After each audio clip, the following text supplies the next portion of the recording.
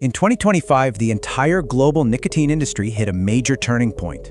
The established rules were completely reassessed. New forces moved into the mainstream, and the very way companies compete, well, it shifted in some really fundamental ways.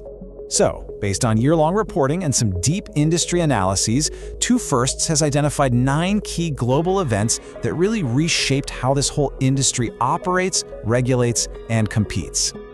Let's start with the first big theme: a global regulatory reset. This is where governments stepped in from the top down and established a brand new reality. First, in the United States, that era of gray zone growth was over.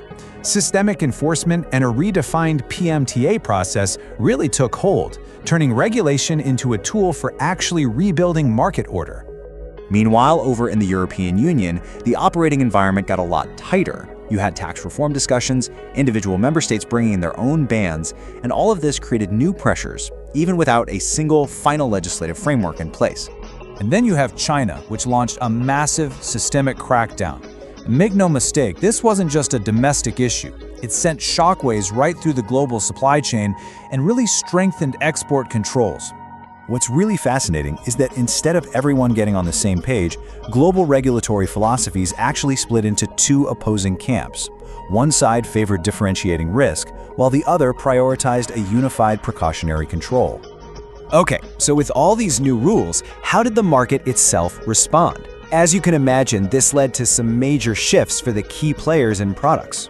For one thing, nicotine pouches officially went mainstream.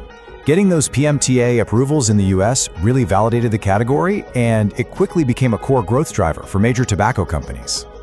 But at the very same time, a global pushback against disposable vapes was gaining serious steam. Widespread bans signaled a big shift, from just focusing on product compliance to demanding real corporate responsibility. And right in the middle of all this, Philip Morris International hit a new milestone.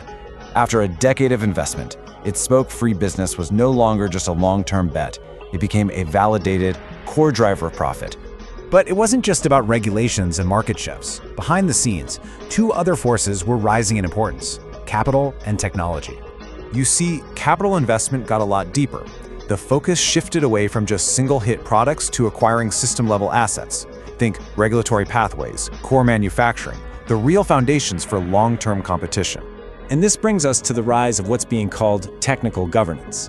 It's basically the idea of using technology to manage those really tricky policy challenges, like preventing underage access right at the point of use. And this was the big one. Age verification technology finally offered a path to break the long-standing regulatory flavor deadlock. The debate could now shift from just banning flavors to actually controlling access. That was a game changer. So what does this all mean as we look ahead?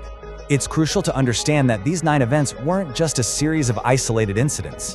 When you put them all together, these 9 turning points show that 2025 was the beginning of a much deeper, structural transformation of the industry. And as this reshaping continues, the new competitive battleground is going to be defined by who can best navigate regulation, capital, and technology. So the big question now is, who is positioned to win? For ongoing reporting and global insight into the nicotine industry, follow Two Firsts.